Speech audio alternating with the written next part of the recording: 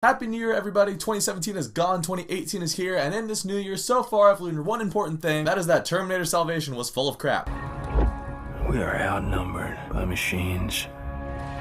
But anyways, with any new year, we get a lot of awesome movies coming out, and there's a lot of cool posters and trailers and news articles and announcements of movies that are coming. And here are my top 10 most anticipated movies of 2018. Now, this isn't a list of like order of hype. I'm just going in release date order. And just like last year, there's a lot of movies that deserve to be on this list that didn't make the cut. I can only squeeze 10 movies on here. There's about 20 to 30 movies that I'm really looking forward to this year. Can't put them all on. Here's the top 10. And just like last year, I did try to go for a little bit of variety. Now, the majority of these are still big budget franchise movies, but I was trying to do like different studios and live action versus animation and comedy and drama and action and comic books. So let's start out at the beginning of the year. January really doesn't have that much. There's Paddington 2, which all the Brits are going to scream at me that came out last year. It hasn't come out in America yet. So moving on to February, on February 16th we have Black Panther. I've always been interested in Black Panther because it's Marvel and Marvel makes really good movies and I like Marvel superheroes, but the trailers for Black Panther have gotten me really excited for this movie. Chadwick Boseman, I saw him in 42, and from then I tried to keep my eye out for Chadwick Boseman, and since he showed up in Captain America Civil War as Black Panther, the guy totally embodied Black Panther. Now what I want to see from this movie is the fact that this is set in Wakanda. You do have some people popping in like Martin Freeman and Andy Serkis from the other movies, but this feels so detached. It feels like a pocket of the MCU that we haven't really seen before. I'm excited to see Wakanda, and I'm excited to see this personal journey that I feel like T'Challa is going to go on in this movie, and that one's coming up fast, so I'm really excited for that. Next, on March 30th, we have Ready Player One. Now I haven't read the Ready Player One book, but I'm a huge fan of Steven Spielberg, and I've wanted for a long time for Steven Spielberg to make another like true return to blockbusters, because he's been doing a lot of dramas lately with stuff like War Whores and Bridge of Spies and Lincoln and The Post. The BFG that came out a few years ago I did enjoy, but it felt a little too fluffy for me. But I want to see Steven Spielberg recapture what he became famous for, those big blockbusters of the 80s like E.T. and Jurassic Park, even though it's the 90s. The trailers for this movie have gotten me nothing but excited. It's just the pop culture stuff in it, it looks really cool. But this movie looks like such an escapist movie, like such a, hey, we're gonna transport you into this world for 2 hours, have fun, knock yourselves out with it. And I love escapist films like that, so Ready Player One,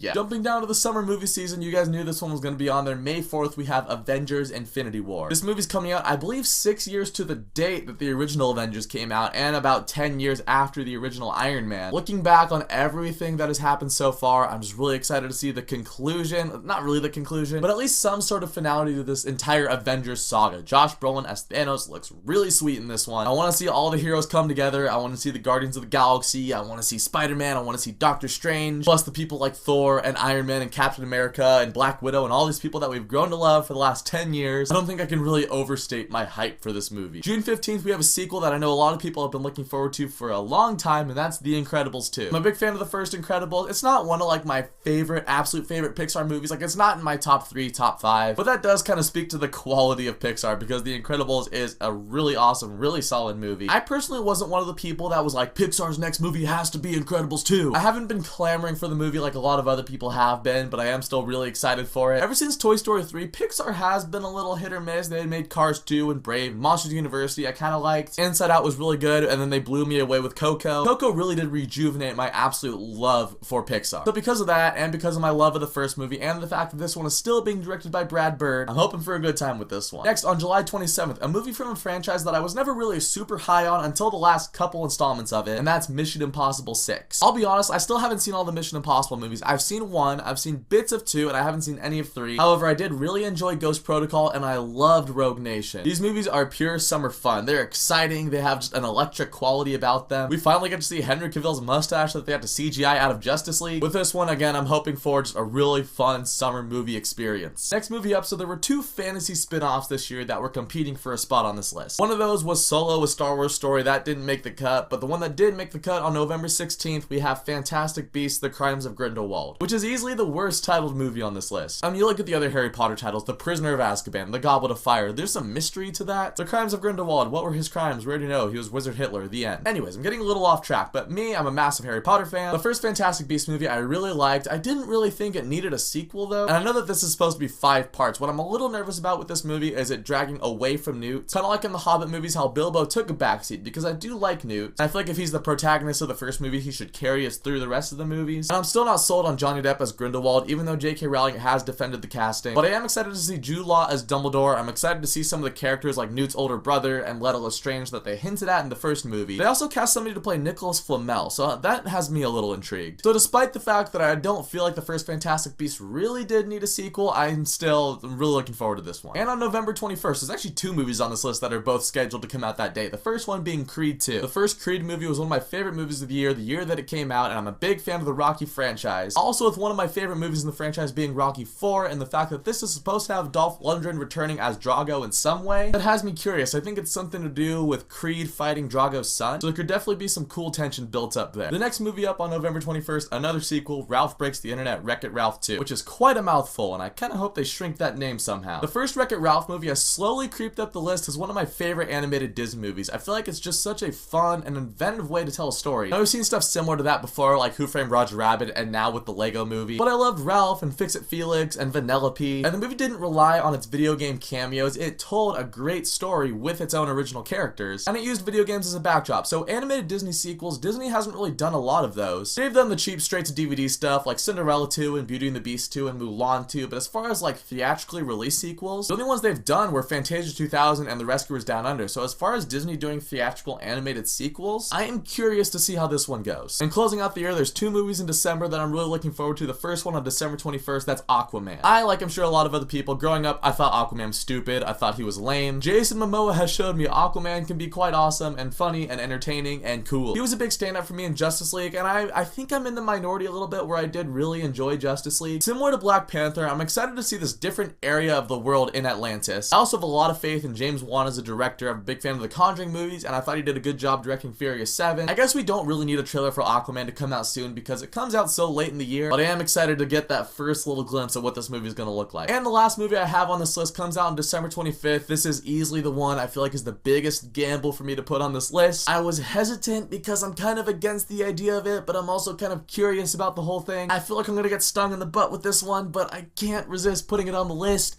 And that's Mary Poppins Returns. The first Mary Poppins movie was one of those ones, like when I was little, it was always on in the background. I never really paid much attention to it, but after Saving Mr. Banks came out, I did go back and I rewatched the first Mary Poppins, and that is a solid movie. As far as live action movies go, that is the true embodiment of Disney magic. Now, Julie Andrews and Dick Van Dyke obviously are too old to be in this movie. Maybe they'll drop them some cameos, but you have Emily Blunt and Lin-Manuel Miranda playing Mary Poppins and Bert, and the story is about Michael, who was the boy in the movie, and he's grown up, he has his own family. Mary Poppins goes and visits that family. I am kind of preparing to be disappointed by this one. Beauty and the Beast last year was one I was really looking forward to, and it let me down, and then I realized, like, why was I looking forward to that? Because you can't improve upon perfection. The first Mary Poppins movie is a close to perfect movie, so I just don't see how they can make a sequel that really lives up to that, but I still can't help but be kind of excited for it, so I'm cautiously optimistic for this one. Hopefully it's sweet. And there it is. They're my most anticipated movies of the year. Still, there are a lot of other ones. There's things like the Han Solo movie, and X-Men Dark Phoenix, and Deadpool 2, and A Quiet Place, and God Particle, or the third Cloverfield movie, or whatever it's called now, that was on my most anticipated list last year and got pushed to this year. I'm excited for what this year is going to bring us, but I want to know, what are your top 10 most anticipated movies of 2018? Let me know down in the comments whatever those movies are, and thank you so much for watching this video. If you guys liked it, you can click subscribe and check out some of my other videos, and I'll catch you guys next time.